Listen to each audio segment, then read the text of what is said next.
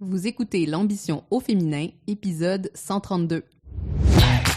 Mon nom est Tatiana Saint-Louis et j'anime l'ambition au féminin, un podcast pour toutes les femmes pleines de vision, de talent et de drive qui désirent redéfinir le succès selon leurs termes et leurs conditions. Chaque semaine, j'explore seule ou en présence d'invités les thèmes entourant la réussite professionnelle et personnelle. Mindset, productivité, leadership, branding personnel. C'est le rendez-vous pour réfléchir à la façon dont tu veux vivre ton plein potentiel et laisser ton empreinte dans le monde.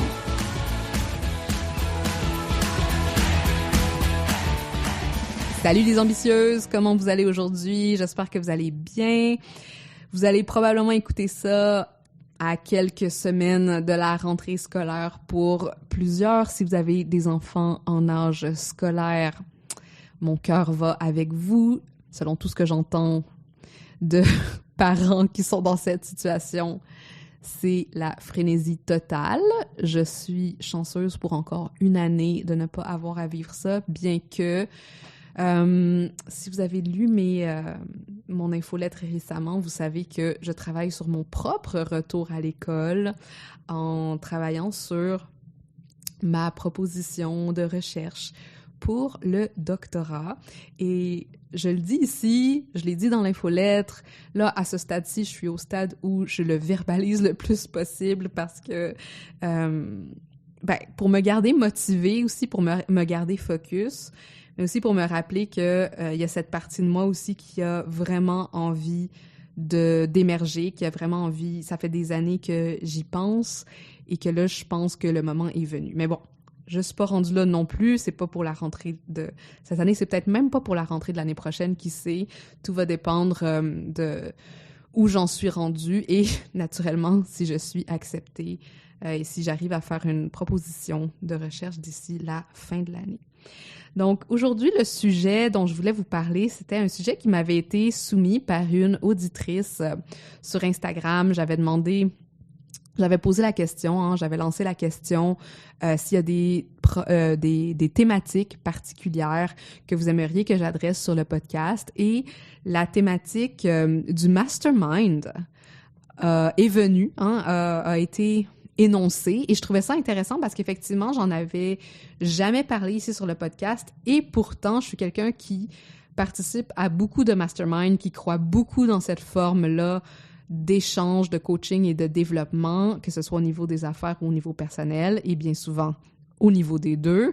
Et j'organise moi-même un mastermind au sein de ma communauté qui est réservé bien souvent à des clientes qui sont passées par mes programmes, qui sont passées par Money Brand et donc qui connaissent très bien la philosophie que je supporte. Donc, ce n'est pas un mastermind ouvert au grand public, du moins pour le moment, mais n'empêche, c'est une expérience que j'aime créer aussi dans mon écosystème d'offres.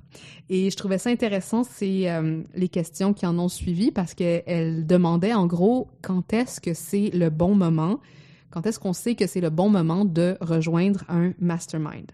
Et si vous êtes pas...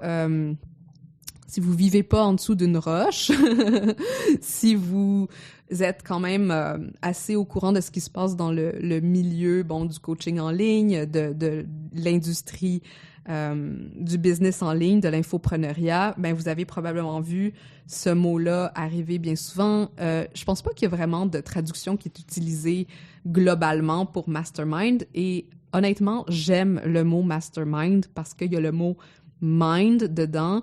Et mind qui rappelle l'esprit, qui fait un lien avec le cognitif. Et pour moi, c'est ça vraiment un mastermind, c'est un groupe de personnes qui partagent leur cerveau.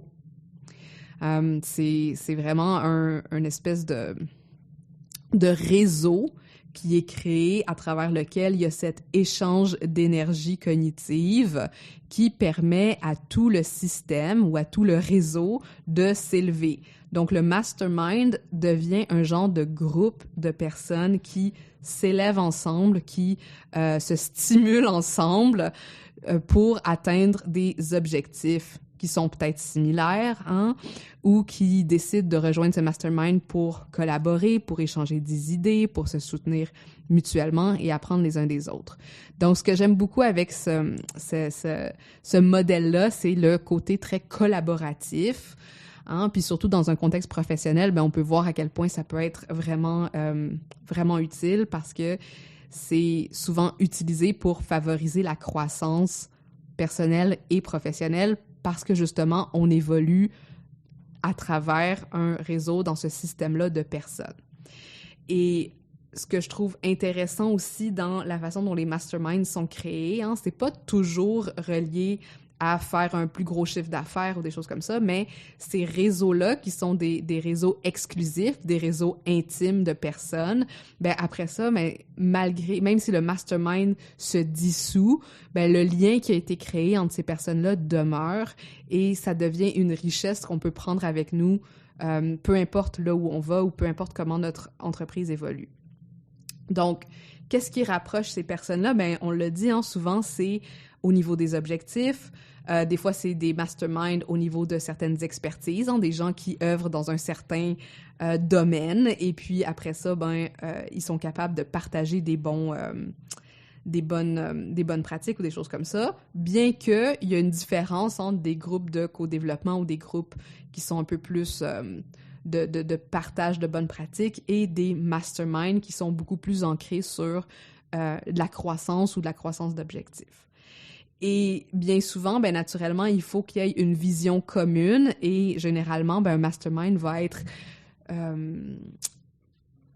leadé, je cherche le mot, va être dirigé ou va être mentoré par une personne qui a une vision pour le mastermind ou qui a une vision pour l'atteinte de certains objectifs, qui a peut-être une méthodologie ou qui est capable de travailler plus en proximité par rapport à une expertise.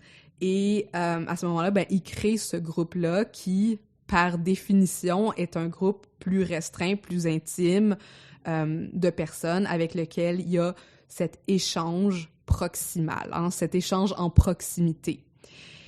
Et l'autre chose que je veux noter par rapport à ce qu'est un mastermind, c'est que naturellement, ben, tous les masterminds sont différents. Il n'y a pas de modèle unique. Ils ont des durées uniques. Il y en a qui vont durer genre quelques mois, il y en a qui vont durer une année au complet, des fois plus. Il y en a qui vont être très axés sur un cursus à suivre, d'autres qui vont être quand même assez ouverts. L'important, c'est que dans le mastermind, il y ait ces possibilités d'échanger avec les autres membres. Plus souvent qu'autrement, on va avoir des masterminds avec des participants restreints en nombre. J'ai déjà participé à des masterminds dans lesquels il y avait plus de 50 personnes. Par contre, à ce moment-là, ben, ce qu'il y avait, c'est que il y avait des sous-groupes qui étaient créés et que la personne qui dirigeait ces masterminds-là, ben, elle donnait sa présence aux différents sous-groupes. Donc, ça faisait des sous-groupes de mastermind ou des mini-masterminds au sein du grand mastermind. Et en même temps, ça permettait quand même aux différents sous-groupes de partager un espace commun et donc de pouvoir échanger avec les autres groupes au besoin. Donc, c'est ça, il n'y a pas de modèle unique, tous les masterminds sont différents, mais en gros, ce qu'il faut retenir, c'est que c'est un lieu d'échange, un lieu où on va venir activer nos neurones les uns avec les autres et la force de ces activations-là, ben, vont nous permettre de nous élever collectivement. Alors, la question, c'est pourquoi est-ce qu'on voudrait rejoindre un mastermind versus peut-être une formation en ligne ou un cours ou, je sais pas moi, justement un groupe de co-développement ou des choses comme ça? Ben, en général, la raison principale, c'est ce que je viens de nommer, hein, c'est pour avoir accès à ce réseau de cerveau. Hein. C'est quand on est rendu à ce stade de vouloir échanger et collaborer et qu'on a l'impression peut-être qu'on bénéficierait de la force d'un groupe. C'est sûr que dans beaucoup de modalités de formation ou dans des cours en ligne, bien souvent, les gens, ils vont essayer, ben, ils vont pas essayer, ils vont ajouter des communautés. Hein. Des fois, ça va être un groupe Facebook, un groupe Slack ou des choses comme ça, où l'objectif, c'est d'aller partager le savoir collectif puis d'être capable d'échanger à ces niveaux-là. On peut voir ça comme des mini-masterminds qui sont inclus. La seule chose, c'est que dans ces groupes-là, où il n'y a pas nécessairement une direction préétablie, c'est le groupe lui-même qui qui génère son momentum. Quand on rentre dans un mastermind, bien souvent, encore une fois, on va avoir un objectif. On a un objectif de développement. Il peut être sensiblement différent pour les personnes qui rejoignent, mais en gros, il y a quelque chose qui rejoint ces objectifs-là ensemble. Et c'est qu'on décide ensuite de travailler en focus sur cet objectif-là, sur un projet, sur une finalité, sur une transformation, peu importe comment vous voulez le voir. On utilise le cerveau collectif pour travailler en focus sur ces objectifs qu'on établit pour nous-mêmes. L'autre chose, la raison pour laquelle on voudrait rejoindre un mastermind, puis ça, c'est ma raison principale personnellement, c'est que on cherche de la proximité avec là, je vais utiliser ce mot-là, ce qu'on appelle des expanders. J'avais trouvé ce terme-là dans un programme de Lacy Phillips, qui a un programme qui s'appelle To Be Magnetic, mais je suis sûre que le terme est utilisé dans d'autres circonstances, mais un expander, en gros, qu'est-ce que ça veut dire? C'est des personnes qui agissent un peu comme des modèles inspirants pour d'autres personnes. Hein? C'est en quelque sorte des exemples vivants de ce qui est possible et c'est ça, ils servent d'inspiration comme à ceux qui essayent d'atteindre certains objectifs pour réaliser leur potentiel ou peu importe. Puis il y a des expanders dans plein de domaines, puis des expanders, ça peut être des gens qui sont très proches de nous, comme on peut avoir cette amie qui, elle s'en fout complètement de sortir. Tu sais, elle est comme super assumée avec la vision de son corps, même si, elle les rentre pas dans les standards acceptés par la société, entre guillemets, là. Et en même temps, c'est une expander parce qu'elle nous prouve que c'est possible de vivre bien, d'avoir du plaisir, d'être épanoui, même si on n'est pas approuvé par les normes sociales. OK? Donc, ça, c'est un type d'expanders. Un autre type d'expanders, ça pourrait être une coach qu'on suit en ligne et puis qui a atteint une notoriété ou un modèle de revenu ou un niveau de pensée qui est inspirant pour nous. Donc, quand on s'entoure de ces gens-là, ces gens-là amènent en nous ce momentum vers le haut, vers le focus de ce qu'ils ont été capables d'atteindre. Hein? Ça nous permet de mettre un momentum sur ces objectifs-là. Et ça rejoint un peu la fameuse réflexion qui dit que tu es la somme des 5 personnes avec qui tu passes le plus de temps. Quand on s'entoure d'expanders, là, on est capable aussi, de remettre, de voir dans la vraie vie qu'il est possible de changer nos mentalités, changer nos façons de faire, accéder à certaines sphères dans lesquelles on pensait ne pas être capable d'accéder. Bref, ça nous ouvre des champs des possibles. Donc, pour moi, quand je rejoins des masterminds, bien souvent, c'est pour cette proximité-là que je vais chercher avec des personnes qui m'inspirent. Bien souvent, je vais rejoindre les masterminds de coachs de qui je veux continuer à apprendre. Hein. Peut-être que j'ai fait leur cours en ligne, leur formation en ligne, et ils représentent des exemples pour moi de ce que je veux accomplir dans certaines sphères, que ce soit au niveau de mon savoir-être ou de mes savoir-faire. Mais c'est sûr qu'au niveau des savoir-faire, c'est quelque chose que je peux davantage trouver probablement dans leur programme ou dans des choses comme ça. Mais au niveau du savoir-être, il n'y a pas d'autre façon, il n'y a pas de meilleure façon, en fait, de pouvoir de pouvoir modéliser ces savoir-être que d'être en proximité de gens qui l'ont déjà accompli. Donc, tu sais, pour moi, j'ai rejoint des masterminds comme par exemple de Cara Lowenthal, de Simone Saul, de ma coach Kimberly Rose Pendleton en intimité. Et le fait d'avoir passé autant de temps en proximité avec elle, même si c'était dans un espace de temps restreint, hein. Dans certains cas, c'était 5 mois, dans certains cas, c'était 9 mois, dans certains cas, c'était plus court que ça, c'était 3 mois. Hein. Le temps du mastermind est moins important que la qualité de la proximité que j'avais avec elle.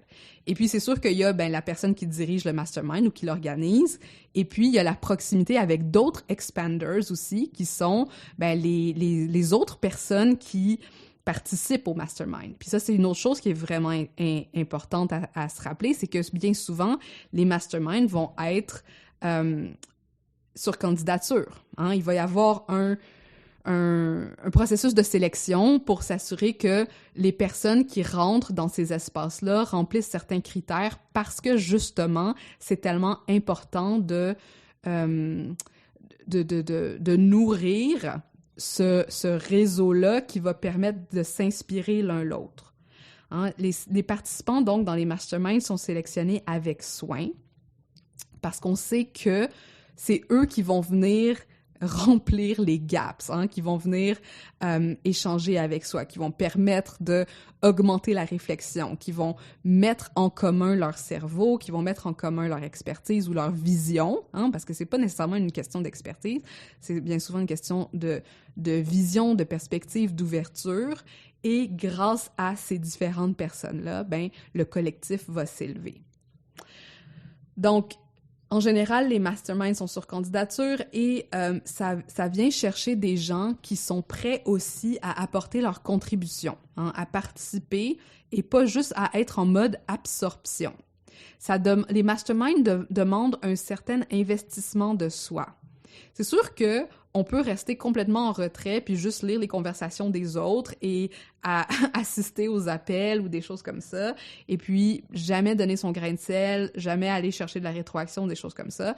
Mais dans un mastermind, la réflexion d'une personne permet aux autres membres du réseau aussi de continuer à réfléchir de leur côté aussi. Puis bien souvent, ben il y a un effet papillon qui se crée de dire comme « Wow, genre, ton partage », ta contribution de cette journée-là, même si tu avais l'impression que tu parlais de toi, c'est venu générer cette réflexion à mon niveau. Je partage cette réflexion-là et cette réflexion va probablement avoir un effet sur cette autre personne qui fait partie de notre groupe. Donc, de cette façon-là, en échangeant ces perspectives-là, on permet d'ouvrir la conscience collective. Donc, le mastermind est un peu plus actif à cause du degré d'intimité, à cause qu'il y a moins aussi de participants que dans des grands groupes.